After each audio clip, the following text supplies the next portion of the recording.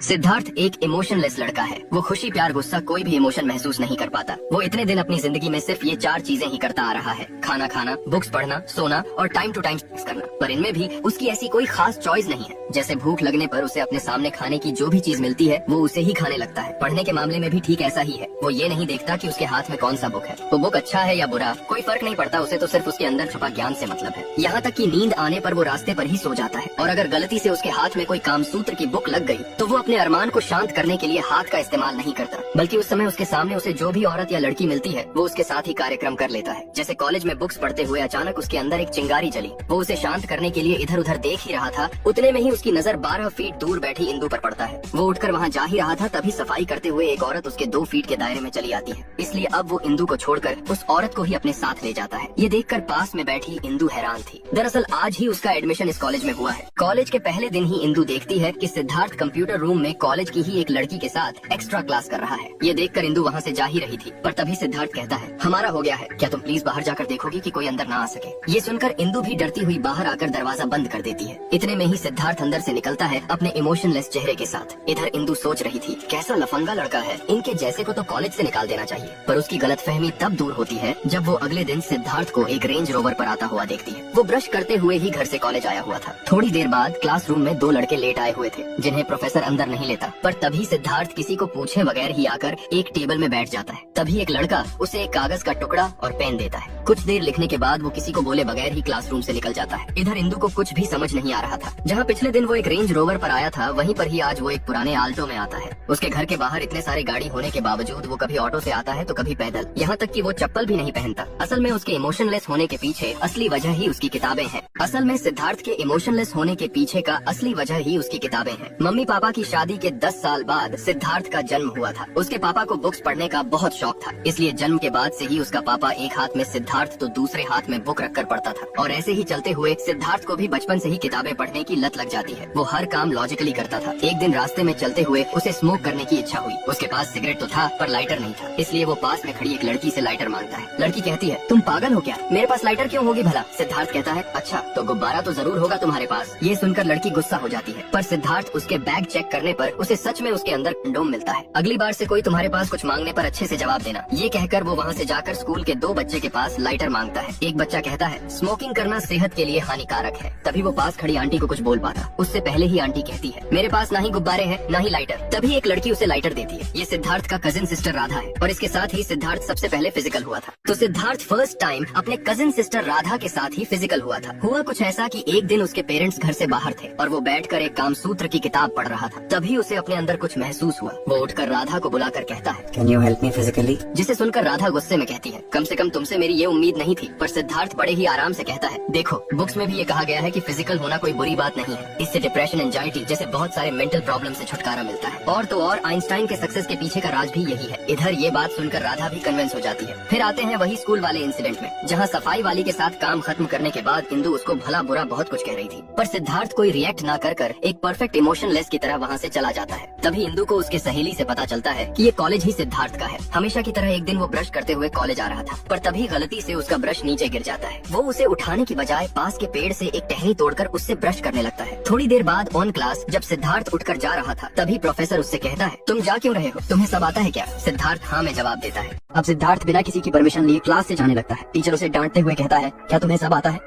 सिद्धार्थ हाँ में जवाब देता है। टीचर उसे चेक करने के लिए सबसे मुश्किल सवाल पूछता है, लेकिन सिद्धार्थ बिना रुके सभी सवालों का सही जवाब देने लगता है। ये देखकर इंदु की आंखें फटी की फटी रह जाती है, क्योंकि यह इतना लफंडा है और पढ़ने में भी इतना तेज। वाओ। और असली खेल तो अब शुरू होने वाला था। हुआ ये था कि इस कॉलेज में हर साल एक कंपटीशन होता है, जिससे ये पता चलता है कि कॉलेज का सबसे होनहार बच्चा कौन है। पिछले 3 सालों से सिद्धार्थ ही इस कंपटीशन को जीतता आया है, लेकिन अब की बार 2 लोगों की सेम रैंक आती है, जिनमें से एक सिद्धार्थ और दूसरी इंदु होती है। अब जजेस फाइनल रिजल्ट का पता लगाने के लिए दोनों को लाइफ के ऊपर स्पीच देने को कहते हैं। सबसे पहले सिद्धार्थ आता है और बोलता है, लाइफ एक जर्नी है जो कभी न कभी खत्म हो जाती है, इसलिए हमें टाइम वेस्ट न करके अपने काम से काम रखना चाहिए। असल में सिद्धार्थ कहना चाहता था कि लाइफ एक लॉजिक है। अब इंदु आकर बोलती है, लाइफ हमें जिंदगी में एक ही बार मिलती है, इसलिए हमें उसे खुलकर जीना चाहिए और लोगों की मदद कर ब्यूटीफुल एंड हैप्पी रहना चाहिए। अब जजेस को इंदु की स्पीच बहुत अच्छी लगती है, इसलिए वे इंदु को विनर बना देते हैं। ये ऐसा पहली बार था कि सिद्धार्थ किसी कंपटीशन में लड़की से हारा हो, लेकिन असली झटका तो उसे तब लगा जब इस बार कॉलेज की टॉपर भी इंदु ही है। इमोशनलेस लड़का सिद्धार्थ के अंदर इमोशन तब जागता है जब वो इंदु से कॉलेज के एक कंपटीशन में हार जाता है। वो वो पूरे कॉलेज में इंदु की तारीफ सुनकर उससे कहता है, सिर्फ एक बार कंपटीशन जीतकर खुद को बड़ा महान मत समझो, भूलना मत पिछले कई सालों से ये कंपटीशन मैं ही जीतता आ रहा हूँ। ये सुनकर इंदु कहती है, सिर्फ जीनियस होने से कुछ नहीं होता, जीने के लिए खुद के अंदर कुछ इमोशन होना चाहिए। पर ये बात सिद्धार्थ को कुछ ज्यादा ही बुरा लग जाता है, इसलिए वो फ्रस्ट्रेशन में घर लौटकर अपनी एक नौकरानी को रूम पर ले आता है। वो दोनों अपने कपड़े उतार ही रहे थे, उतने में ही सिद्धार्थ देखता है पीछे उसकी मम्मी खड़ी हुई है। तभी उसकी मम्मी कहती है, छी बेटा, मैंने कभी सपनों में भी नहीं सोचा था कि तुम ऐसी घिनौनी हरकत भी करोगे। ये सुनकर सिद्धार्थ को रियलाइज होता है कि वो जो कर रहा था वो गलत है, इसलिए वो शर्म के मारे घर से ही निकल जाता है। तभी उसे भूख लगती है, पर इस बार वो पहले की तरह घास फूस नहीं खाता, बल्कि वो किसी और का खाना लेकर भागने लगता है। रात में वो पहले की ही तरह रास्ते में सो जाता है, पर वहाँ उसे चैन की नींद नहीं आती। तभी वहाँ एक बाबा आकर उससे कहता है, बेटा, तुमने अब तक अपनी जिंदगी गलत तरीके से जिया, आज से तुम अपनी जिंदगी नई तरीके से शुरू करो। और यही से ही धीरे धीरे सिद्धार्थ के अंदर सभी इमोशन आने लगता है। तो अब फाइनली सिद्धार्थ के अंदर सभी इमोशन आ चुका था। वो अपने नए लुक के साथ रूम से निकलने पर राधा उसे देखकर बहुत खुश होती है, यहाँ तक कि वो आज पहली बार अपने फैमिली के साथ ब्रेकफास्ट भी करता है। उधर फुल टशन में कॉलेज में एंट्री लेने पर उसके इस बदले हुए रूप को देख इंदु भी हैरान थी, पर सिद्धार्थ जस्ट उसे एक हग करके वहाँ से चला जाता है, क्योंकि कहीं न कहीं उसके इस बदलाव के पीछे का असली कारण ही इंदु थी। यहाँ तक कि अब वो सबसे अच्छी तरह बात करता है, टीचरों की इज्जत करता है, और उसके अंदर इन चेंजेस को क्लास में बैठकर इंदु भी नोटिस कर पा रही थी। यहाँ तक कि सिद्धार्थ उस सफाई वाली से भी माफी मांगता है जिसके साथ कुछ दिन पहले उसने मिसबिहेव किया था। फिर कॉलेज में ट्रेडिशनल डे के दिन सिद्धार्थ की नजर इंदु पर पड़ता है। उसने अपने अंदर आज से पहले ऐसा कुछ फील नहीं किया था, ये फीलिंग्स उसके लिए बिल्कुल नया था, और उसके इन चेंजेस से इंदु भी धीरे धीरे उसे पसंद करने लगी थी। फिर एक रोमांटिक दिन में मौका देखकर सिद्धार्थ आखिरकार इंदु को प्रपोज कर ही देता है, पर उसके प्रपोज करने का तरीका बहुत ही कैजुअल था। अब रिलेशन में आने के बाद सिद्धार्थ सबसे पहले इंदु को उसकी बहन राधा से मिलवाने लाता है। वहाँ वो इंदु से कहता है, वो 40 लोग जिनके साथ में फिजिकल हुआ था उनमें राधा भी शामिल है। अब सिद्धार्थ के अंदर इमोशन तो आ चुका था, पर उन्हें कंट्रोल कर पाने की क्षमता अब भी उसमें नहीं थी। एक दिन सिद्धार्थ अपने एक क्लासमेट के बर्थडे पार्टी पर इंदु को लेकर आया था। इतने में ही वहाँ ट्रुथ और डेयर शुरू हो जाता है। पहले के ही कुछ ही राउंड में इंदु की बारी आ जाती है। अब उसके डेयर चुनने पर दोस्तों से उसे डेयर मिलता है कि अभी सबके सामने ही तुम अपने बॉयफ्रेंड को किस करो। ये सुनकर इंदु सिद्धार्थ को किस कर ही रही थी, पर सिद्धार्थ अपने इमोशंस को कंट्रोल नहीं कर पाता, और वो सबके सामने ही वहाँ का एक टेबल साफ करके इंदु को वहाँ पटक देता है। पर तभी इंदु उसे लात मार के दूर कर देती है। अपनी गलती समझकर सिद्धार्थ सॉरी कहते हुए इंदु के पीछे भागता है, पर आज के इस इंसिडेंट से इंदु को बहुत बड़ी ठेस पहुंची थी। बाहर से सिद्धार्थ चीख चीख कर कह रहा था, सॉरी, मुझसे गलती हो गई, मैं अपने इमोशंस को कंट्रोल नहीं कर पाया। पर अंदर से इंदु कुछ भी नहीं कहती।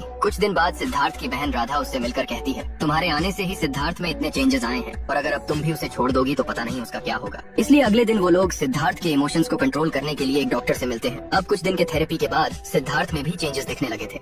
अब डॉक्टर सिद्धार्थ के पेरेंट्स को बताते हैं कि सिद्धार्थ के इमोशंस को कंट्रोल में करने के लिए हमें सिद्धार्थ को शांति वाले माहौल में ले जाना होगा। फिर तभी से ही इंदु सिद्धार्थ को शांति वाले माहौल में योगा कराने लगती है। भले ही सिद्धार्थ का मन न हो, लेकिन इंदु उसका काफी अच्छे से ख्याल रखती है, जिससे सिद्धार्थ काफी हद तक नॉर्मल हो जाता है। तभी एक दिन इंदु की मॉम का कॉल आता है कि तुम्हारा कल सिविल सर्विस का एग्जाम है, तो तुम जल्दी से घर आ जाओ। अब सिद्धार्थ और इंदु शहर की ओर जाने लगते हैं। तभी एक गुंडा बाइक पर आकर इंदु के बारे में बुरा भला कहने लगता है, लेकिन सिद्धार्थ बार बार अपने गुस्से को शांत कर नॉर्मल होने की पूरी कोशिश करता है, पर वह मवाली गुंडा लगातार इंदु के बारे में बोलता रहता है। अब सिद्धार्थ अपना गुस्सा कंट्रोल नहीं कर पाता, और वो उसकी बाइक में टक्कर मारकर उसे नीचे गिरा देता है, जिससे उनकी कार भी टक्कर लगने से डैमेज हो जाती है। अब सिद्धार्थ और इंदु घर जाने के लिए रास्ता खोज ही रहे होते हैं कि सिद्धार्थ के पीछे से बहुत सारे गुंडे आकर उस पर लगातार लोहे की रॉड से मारना शुरू कर देते हैं। अब सिद्धार्थ अपने फुल फॉर्म में आकर एक एक गुंडे को चुन चुन कर मारने लगता है। इतने में वहाँ पर पुलिस आ जाती है, और वो उन गुंडों के साथ साथ इनको भी अरेस्ट कर जेल में डाल देते हैं, जिससे इंदु जेल में होने के कारण अपना एग्जाम नहीं दे पाती। दोस्तों, अब सिद्धार्थ और इंदु पुलिस स्टेशन में पहुंच जाते हैं, लेकिन इंदु पुलिस वालों से रेस्पेक्ट देकर हमें जाने को बोलती है। लेकिन सिद्धार्थ काफी भड़का हुआ था। वो पुलिस वालों से बार बार ऐंठ कर बोलने लगता है, अबे बहरा है तू, सुनाई नहीं दे रहा।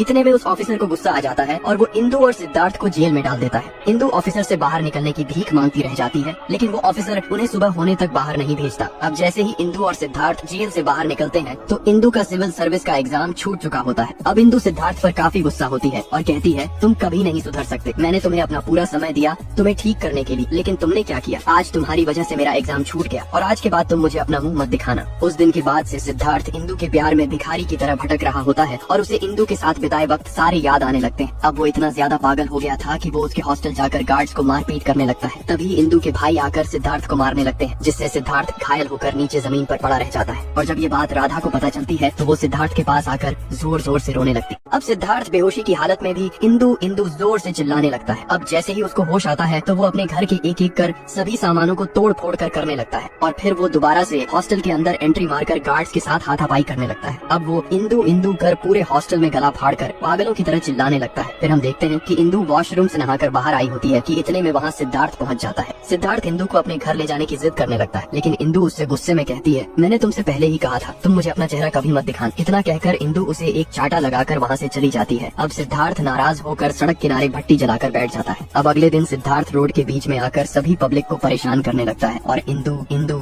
चिल्लाने लगता है। इतने में वहाँ पर इंदु आ जाती है, लेकिन सिद्धार्थ इतना ज्यादा पागल हो चुका था कि सामने खड़ी इंदु को देखकर भी वो इंदु को पहचान नहीं पा रहा था। और सिद्धार्थ कहता है, तुम इंदु नहीं हो सकती। तभी वो भागते वक्त कार से टकरा जाता है, जिससे उसकी मौत वहीं हो जाती है।